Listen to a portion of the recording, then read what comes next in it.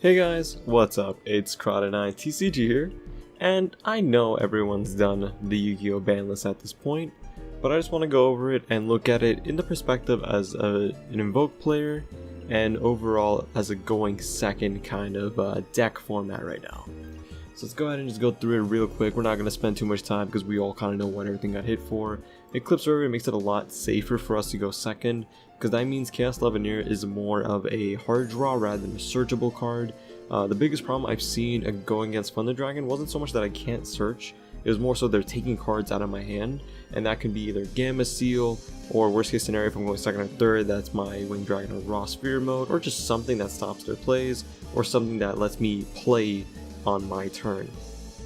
Getting to keep my hand is great, and that's always a better option. In terms of, Rusty Bardiche, unfortunately my Invoke Orcus build did take quite a hit because of that. I do have another variation coming up soon for you guys. It's not that bad, it just loses a lot of pressure, but there's more traps in the deck now, so there's a little bit more leeway there. You might lose 2 Fog Blades, but because you're also killing the Phantomite engine in your deck, you have more options to play other cards, which is good. And you have an extra deck slots, so you can now run Winda in the side deck, which is, extra deck. And that's again, Invoke perspective. Overall, this is a really heavy hit for Orcus.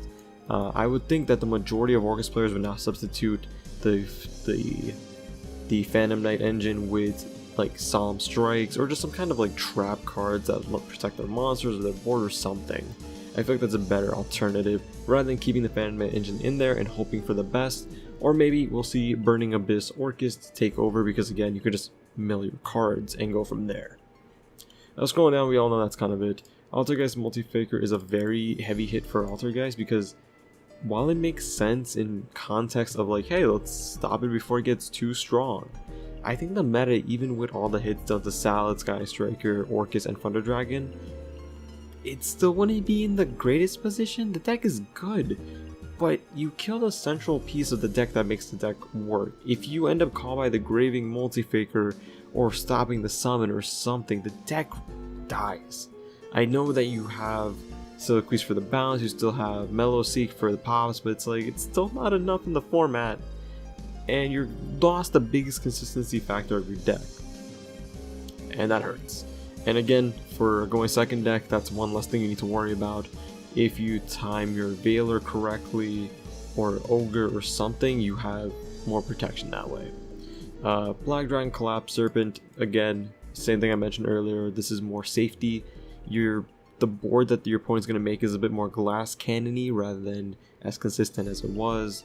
Salamangreat Gazelle, again, very fantastic. For the one that they have, if you Ghost Ogre it or if you Effect Veiler it, again, as a going second perspective, you stop their plays, you usually can win from there. And that's an amazing little tidbit.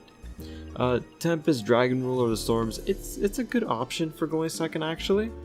If you can make a board, or if you have enough wind monsters or something of the sort, this is a good option. I do think that Thunder Dragon players will play this now, because again, it says you can use wind monsters and or dragon monsters. So this might also be a good option for some Pendulum players, depending on the variant you're running. Because I did see some playing Brotar now, which makes sense, and I'm also messing around with that build because I've been playing Pendulum recently. So it's an option. Next we have White Dragon Wyvern Buster. Again, very similar to what I mentioned with the Black Dragon Collapse Serpent. It just consistency makes it more of a glass cannon, and when you go from 3 very solid cards to 1, you lose a lot of the good effects. Next we have Daigusto Emerald. I know people were like screaming enjoying over this. I mean, the only deck that can really make it consistently enough, I would say, would be Salamangreat right now and Pendulum. There's really no point for Orcus to make this at all. I mean, there's an option if you want to, but why? You kind of kill your Dark Engine at that point. And Pendulum could play it, but again, why would you? There's better options. I don't think it's going to make that much of a difference in the meta. Maybe there's going to be that one-off deck, but I feel like this is just going to be like a Cyberstein of the format where everyone's going, oh, it's broken, it's amazing, and nothing happens. Moving on to I'm a Great Circle, again, if you ash it, they just lose a lot of consistency. They can keep resetting it and that's fine. It's not that bad, honestly. It's fine at 1. I mean, I feel like you don't really need it at 3. The biggest issue you lose is consistency going first. And drawing your hands. I feel like some great players have enough options to where this is not that bad of a thing, and in OCG is doing perfectly fine. I do understand different format, Max C, etc., but the deck is going first. Max C can't do anything if you're going first. Keep that in mind. I think what some great players will start doing is siding or maining more trap cards, more solemn cards. Maybe they'll start siding summon limit or something. I know it sounds stupid, right? But if you're going first, you set up that board. Going second, you pop that card. You have options. Multi-roll at 1. This is great because that means that if you are able to Typhoon or Pop or whatever multi-roll, they're not getting it back unless they waste their Kagari on it. And I think I would much prefer Engage over multi-roll if I had to choose. And that's that. So it's a hit, but they're still going to be one of the best decks. Terraforming is now limited. I do see why. I think the format was very around field spells, and I do understand that Terraforming is the strongest of cards. You just add a free card. It's a rota for field cards. Now this is where my concern is that in the meta right now, the only field spell that was an issue really was Light Stage. And I thought that was limited. What's the point of Terraforming? It kind of hurts more roguish formats. It hurts Spirals, I know, kind of weird to say considering they're not topping.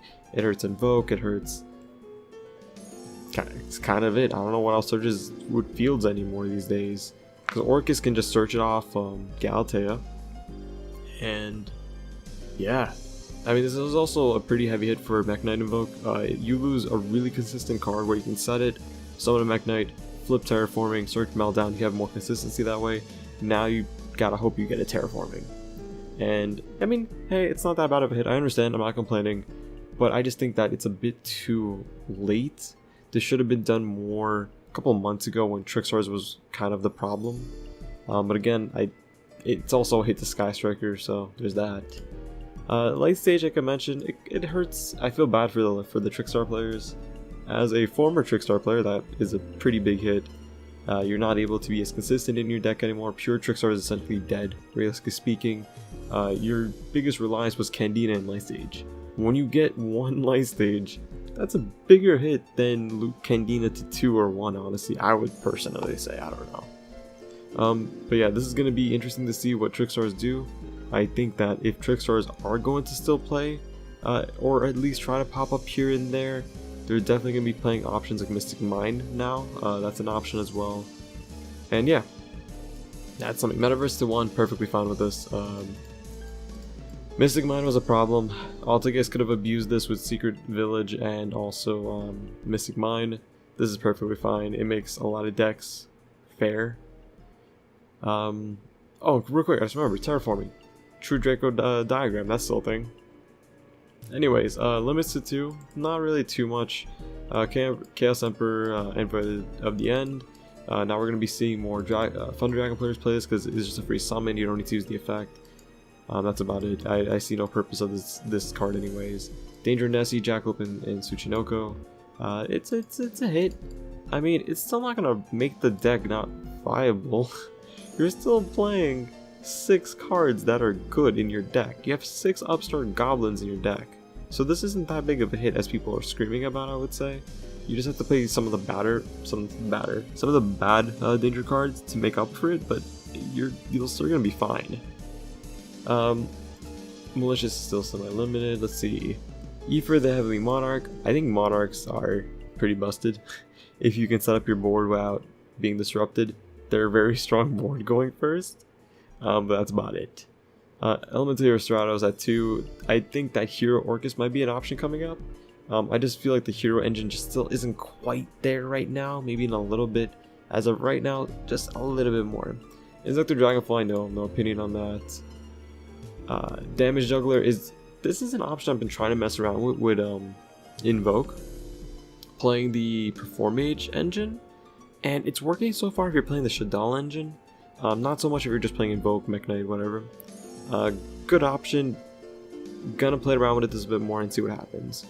Shurita 2 is an insanely big buff to Necros, and I think Necros might be a good competitor to this format. I just think that they need a little bit more, maybe some support or something, and then they will do very well. I feel like someone's just missing that hidden strategy to make that deck amazing. Royal Tribute to 2, it's okay. I mean, people are also screaming about this, but I don't see it being that big of a deal. It's a good card, I just don't think it's good right now.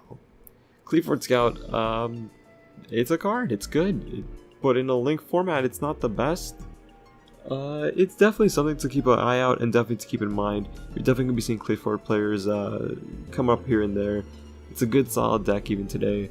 Luster Pendulum, I don't think people would really care about this. It's not going to do much at 3 because most people would only play 1 in the current Pendulum decks. And even if you play 1, it's kind of not the best option. But we're going to see what happens because we still have the Guard Dragon, so this might be a great option at 3 now rather than 2 and be more consistent. Trishula at 3, not a lot of decks can pump this out as much. Lightsworns are gone. But yeah, a lot of decks are going to have issues with this. Darkhold is definitely good for going second decks. You're able to wipe out a board, because I do understand Orcus can protect their field and so can Salmon Grade, but realistically you can only protect them once, and Orcus, you usually don't have Dingiris on board. I usually prioritize Galatea so you can special summon Dingiris from Graveyard, so you can just pop the board for free, and I don't know why they did this. This is honestly still kind of confusing to me.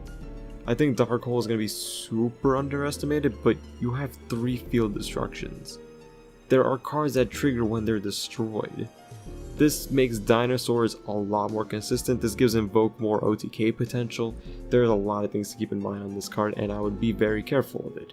And there's a counter to it obviously at the end over here, but Monster Gate is at 3. It's alright. Ash Blossom is around, not the biggest worry. Rekindling, this is a good option for Salmon Grade players. I'm a little bit worried to see how this is going to go because I think it's a very strong card, but you will see what happens. Super Poly at 3 is nuts, and I'm scared for the meta because I feel decks like Guru, Altergeist is dead. Honestly, I can't think of a lot of decks that can really use Super Poly without much concern. Mostly just Guru. I mean, that was the deck that was Super Poly. So I'm definitely interested to see how this is going to affect the metagame now. But again, you don't have a lot of fusion targets for light, and that's a big thing to keep in mind. So that's something. And Solid Judgment at 3 is going to be the counter to Darkhold, essentially. Amazing card. It's scary to see it at 3. If you go first and you're able to draw 2 of them, you can basically just stop your opponent's play and OTK from there on. It's something to be, again, very wary of and just pay attention to. Keep your mind out that you might have to face this card. So definitely keep your back row destruction a bit more prevalent than you might have before. Because now that people can play at 3, what's giving up, let's say 4 to, 7,000 of your life points if you win the game next turn? It means nothing. So keep that in mind. It is a scary card. And overall, this is my quick opinion of the list. I think that going second decks have a bit more power now, but you definitely have to play around more back row, which is also scary. I think we're going to be seeing some interesting format changes. I wouldn't call this a complete reset of the meta, but this is a very, very heavy reset on the meta. A lot of things have changed, a lot of things have moved around. Definitely interested to see what's going to start topping. I have a good feeling Spiral might start making a little bit of a comeback. Guru is definitely going to start making the top rounds. Necros, I feel like rogue strategies will start coming up too. Invoke is always going to be a great option. It's always going to get you a top at a regional if you play correctly, if you have a good deck. And, I actually think this is going to be the meta of the rogue. That's what I'm personally feeling. But tell me, guys, what's your opinion on the list, what's your opinion on the ban list, and what deck do you play, and how did it affect you? Obviously, the only real hit for me is terraforming, and trust me, I'm definitely going to feel that hit. But thank you guys for watching, appreciate it, take care, and take it easy.